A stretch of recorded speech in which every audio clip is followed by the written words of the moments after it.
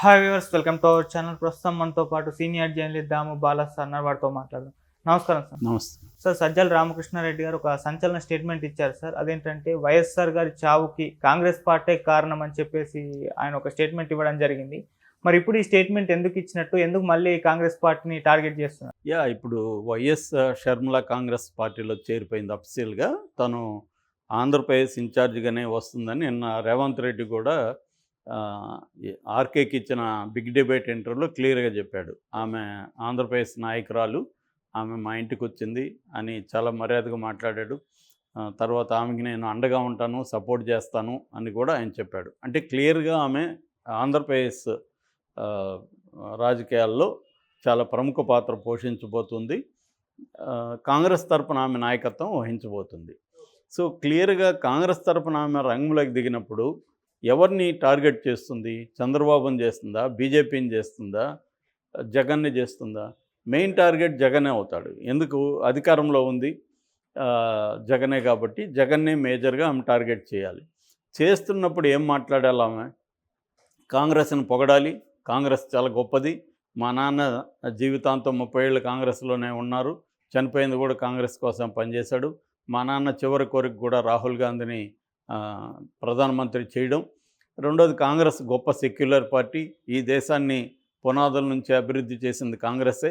ఇవి ఆమె రేపు మాట్లాడబోయే ఒక నేరేటివ్. రెండో నేరేటివ్, నాకు జగన్ అన్యాయం చేశాడు, నాకు ఇవ్వాల్సిన ఆస్తులు ఇవ్వలేదు, నా రాజకీయ ఆకాంక్షల్ని తొక్కేయాలని ట్రై చేశాడు, మొత్తం వైఎస్ఆర్ లెగసీని తనే ఓన్ చేసుకోవాలని, ఆస్తులే కాకుండా లెగసీని కూడా నాకు పంచడానికి అతను ఇష్టపడలేదు, దాన్ని కూడా అతనే ఓన్ చేసుకున్నాడు. వైఎస్ఆర్కి ఇద్దరు పిల్లలు ఉన్నప్పుడు ఇద్దరు ఈక్వల్గా అన్నిట్లో ఉండాలి కదా, కానీ అతను అన్యాయం చేశాడు నాకు, అందుకని నేను ప్రజల్లోకి వచ్చాను, ఇప్పుడు నాకు కాంగ్రెస్ పార్టీ అండగా నిలబడింది అనే నెరేటివ్ని రెండో వైపు నుంచి ఆమె తీసుకెళ్తుంది.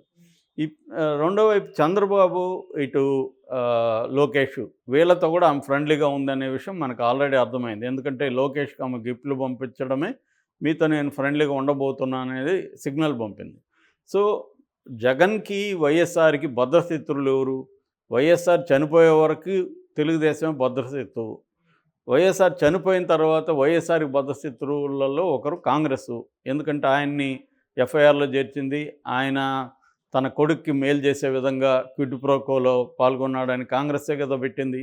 సో ఆయన కొడుకుని జైల్లో పెట్టించింది కాంగ్రెస్సే కదా. సో ఇప్పుడు కాంగ్రెస్, తెలుగుదేశం భద్రశత్రువులు జగన్కి. అలాంటి వాళ్ళతో షర్మిల కుమ్మక్క అయింది అనేది క్లియర్గా అర్థమవుతుంది.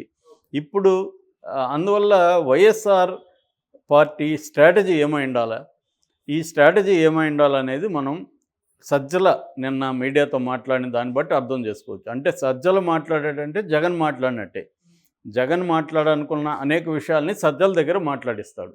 ఎందుకు మాట్లాడిస్తాడంటే వైఎస్ఆర్సీపీలో ఉండే మిగతా నాయకులు, కేడరు, సోషల్ మీడియా అందరూ కూడా ఈ వెర్షన్ని మీరు క్యారీ చేయండి, ఇది మన అఫీషియల్ వెర్షన్ అని చెప్పడానికి సజ్జల్ని జగన్ ఉపయోగించుకుంటాడు అనమాట. సజ్జల్ అనేవాడు ఒక మైక్ లాంటివాడు జగన్కి. సో అతను అతని డబ్బింగ్ వాయిస్ అనుకోవచ్చు మనం. సో ఈ సజ్జల వాయిస్ రూపంలో జగన్ అభిప్రాయాలు బయటకు వస్తాయి. సో ఈయన ఇప్పుడు సజ్జల ఏం చెప్పాడు అంటే, షర్మిల కాంగ్రెస్లో చేరడం వెనక చంద్రబాబు కుట్ర ఉందనేది ఫస్ట్ పాయింట్ చెప్పింది.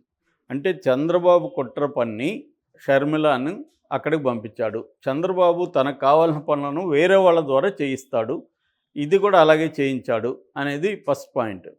నిజానికి షర్మిల చంద్రబాబు కంట్రోల్లోకి ఎందుకు వెళ్ళింది అనేదానికి ఆన్సర్ ఇవ్వలేదు ఆయన. సరే, చంద్రబాబుకు ఆ గోల్ ఉండొచ్చు, ఎవరికైనా ఇప్పుడు రాజకీయాల్లో పరస్పరం తలపడినవాడికి ఎవరు ఉపయోగపడినా ఉపయోగించుకుంటారు. సో ఇప్పుడు లక్ష్మీపార్వతిని వాళ్ళు ఉపయోగించుకోలేదు, ఇటువైపు చంద్రబాబుకి యాంటీగా ఉండాలని వాళ్ళు ఉపయోగించుకుంటున్నారుగా. అలాగే చంద్రబాబు కూడా షర్మిలను ఉపయోగించుకోవాలని చంద్రబాబు అనుకోవడంలో తప్పు లేదు. కానీ మరి షర్మిల ఎందుకు వెళ్ళింది? మీ కంట్రోల్లో మీరు ఎందుకు పెట్టుకోలేకపోయారు షర్మిలని అనే పాయింట్ అక్కడ ఆయనకు వస్తుంది. అదొకటి.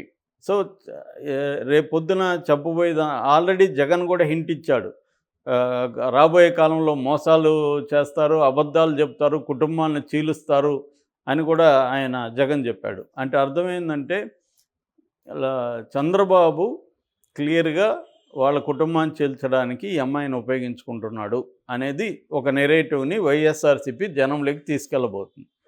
రెండవ నెరేటివ్ ఏంటంటే కాంగ్రెస్ పార్టీకి ఇక్కడ ఏమీ లేదు, మేము భయపడాల్సిన అవసరం లేదని చెబుతూనే కాంగ్రెస్ మీద కూడా అటాక్ అనేది వైఎస్ఆర్సీపీ స్టార్ట్ చేస్తుంది.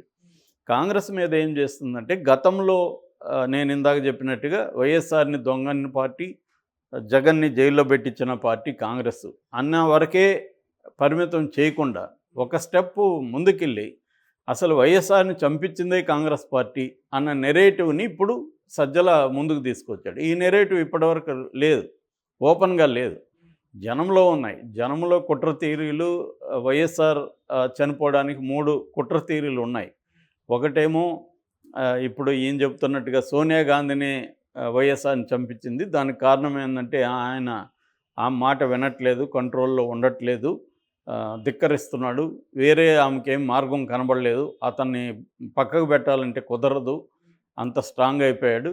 కాబట్టి అతన్ని తొలగించకుండా కాంగ్రెస్ పార్టీ బతికే పరిస్థితి లేదు కాబట్టి అతన్ని తొలగిద్దామని సోనియా గాంధీ అనుకొని ఇది ప్లాన్ చేసి చంపింది అనేది ఒక వెర్షన్. రెండో వెర్షన్ రిలయన్స్ గ్రూప్ చంపిందని. ఎందుకంటే రిలయన్స్ని అక్కడ ముఖ్యంగా ఆయిల్ రిగ్గింగ్ వాటిలో రానివ్వలేదు వైఎస్ఆర్ అని. సో చాలా తీవ్రంగా వాళ్ళ మీద మాట్లాడాడని, దాంతో వాళ్ళు హర్ట్ అయ్యి ఇతన్ని లేపేయాలని ప్లాన్ చేశారనేది ఒకటి. అప్పట్లోనే రిలయన్స్ షాపుల మీద వాటి మీద వైఎస్ఆర్ జగన్ అభిమానులు దాడులు కూడా చేశారు వైఎస్ఆర్ అభిమానులు. అది రెండో వెర్షన్. మూడో వెర్షన్ సత్యం రామలింగరాజు చంపాడని. నాతోనే ఒక ఆయన అన్నాడు, ఈ చంపిన తర్వాత ఒక వ్యక్తి సత్యం రామలింగరాజు దగ్గరికి వచ్చి మనం అనుకున్నది నెరవేరిందన్న, పని అయిపోయిందని చెప్పాడని సినిమాటిక్గా. ఇలాగంతా కూడా చెప్పారు. అంటే సత్యం రామలింగరాజుని ఎందుకు చంపాడంటే సత్యం రామలింగరాజు జీవితాన్ని నాశనం చేసింది వైఎస్ రాజశేఖర రెడ్డి, అతన్ని జైలుకి పంపించింది, అతని కంపెనీ మూతపడ్డానికి కారణం వైఎస్ రాజశేఖర రెడ్డి. కాబట్టి అతన్ని చంపడమే తన ధ్యేయంగా తనకున్న సర్వశక్తులను ఉపయోగించి అతన్ని చంపించాడనేది మూడో వెర్షన్. ఈ 3 వెర్షన్లు సర్క్యులేట్ అవుతున్నాయి అక్కడ. అయితే ఇప్పుడు ఎవరికి ఏది ఉపయోగపడితే ఆ వెర్షన్ బయటికి తీసుకొస్తారు కదా. ఇప్పుడు షర్మిలాని ఎదుర్కోవాలంటే వైఎస్ఆర్ని చంపిన కాంగ్రెస్ పార్టీలోకి షర్మిల వచ్చింది అన్న నెరేటివ్ని తీసుకుపోవడం ద్వారా వైఎస్ఆర్ లెగసీని షర్మిల వైపు పోనీకుండా చూసుకోవడం, వైఎస్ఆర్ అభిమానుల్ని షర్మిల వైపు పోనీకుండా చూసుకోవడం, ఇది వైసీపీకి ఉండే ఒక స్ట్రాటజీగా మనం అర్థం చేసుకోవచ్చు. రాబోయే కాలంలో ఈ వెర్షన్ పెరుగుతుంది, ఇంకా వరుసగా అందుకుంటారు. నానీలు, రోజాలు, పెద్దిరెడ్లు,